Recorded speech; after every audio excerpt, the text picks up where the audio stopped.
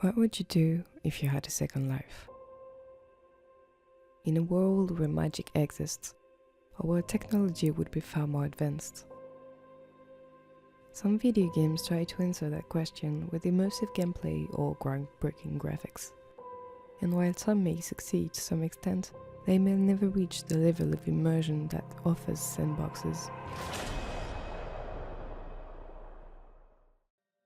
Sandboxes are a type of games that are player-driven.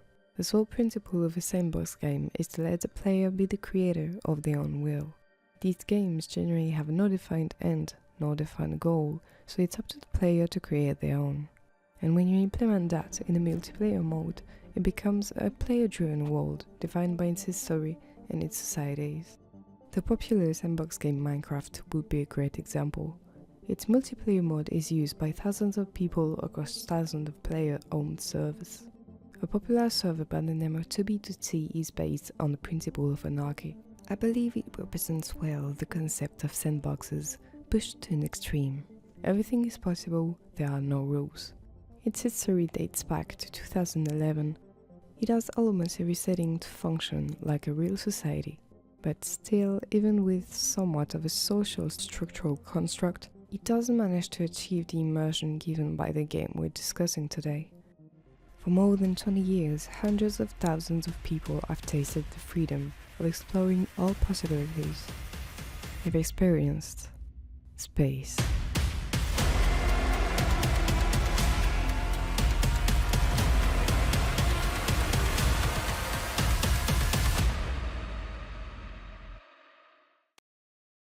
EVE Online is a sandbox MMORPG launched in 2003 by CCP or Crowd Control Production, where you can pretty much do everything. You navigate space in spaceships, which can be destroyed. When they are, you lose them completely. You can do pretty much everything in New Eden, EVE Online's massive world. If you want to be a trucker, you can. You want to be a pirate, please yourself. Trading is more your thing? Give it a go. That's just some jobs that crossed my mind, but here's the sheet of the basic jobs. Remember the word basic in my sentence, because it's very important, because in reality, you're only limited by your imagination.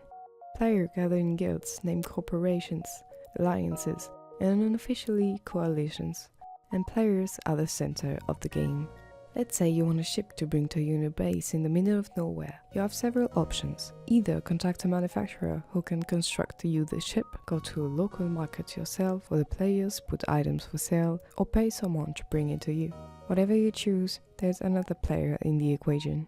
And that's forgetting the industry guy who made the blueprints, the miners who gathered the resources needed, and the holders to move the resources, etc. You have guessed it by now, even life functions just like in the real world. But in space, and just like in the real world, war happens. A lot of wars. A fleet of spaceships just got back to Tungsby Hive, the gigantic keep-star fortress of the Geo6 system. It's located in the Fade region, one of many regions inhabited by the B2 coalition.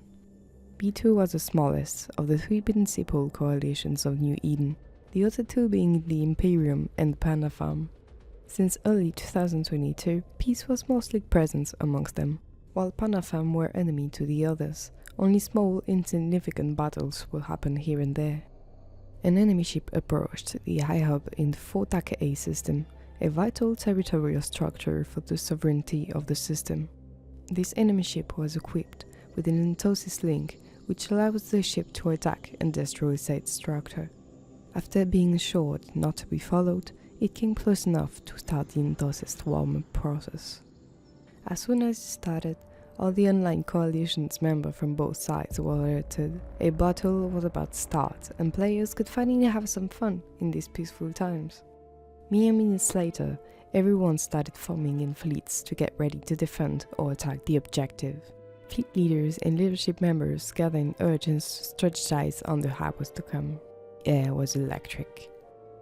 45 minutes later, two frigates were sent by B2 to stop the entosis ship and take a closer look at the situation.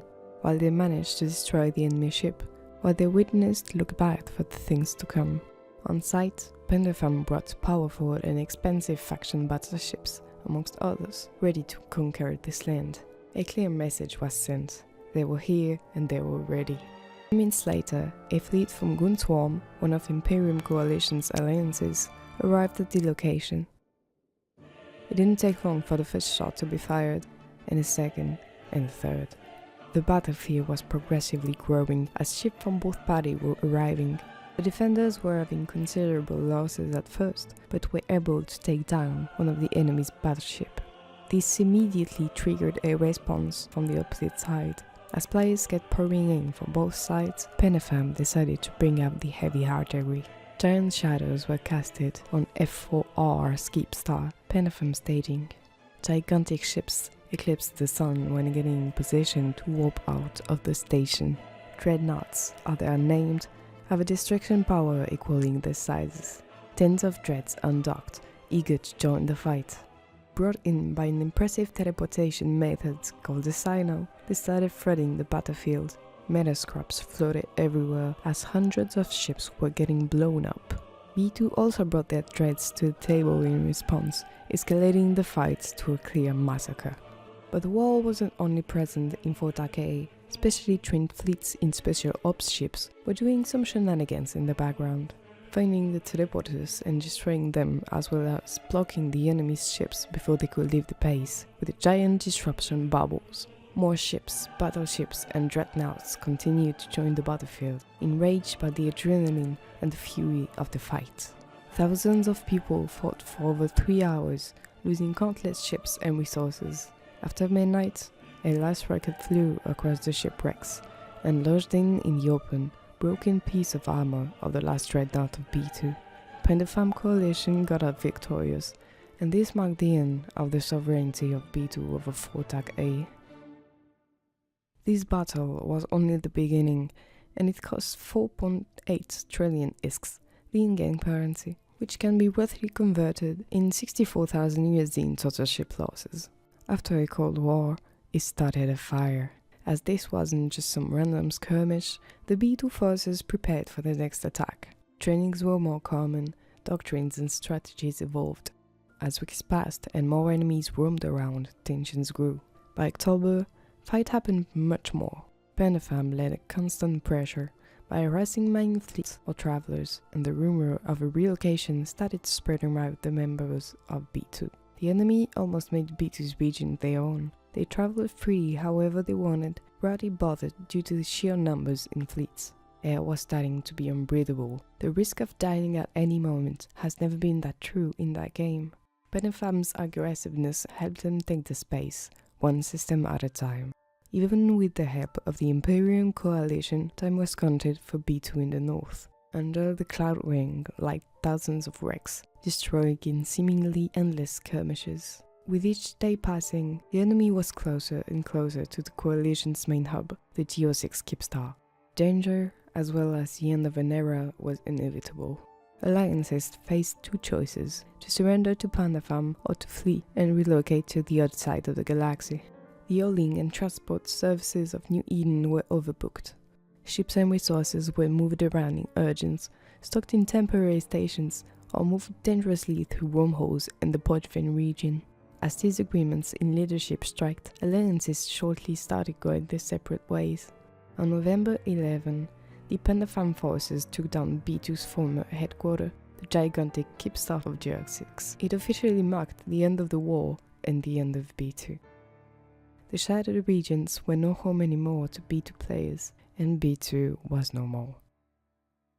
The once mega coalition reduced to ashes, started by the pure boredom of the parties involved, may have lost its glory, but surely won't be forgotten from history.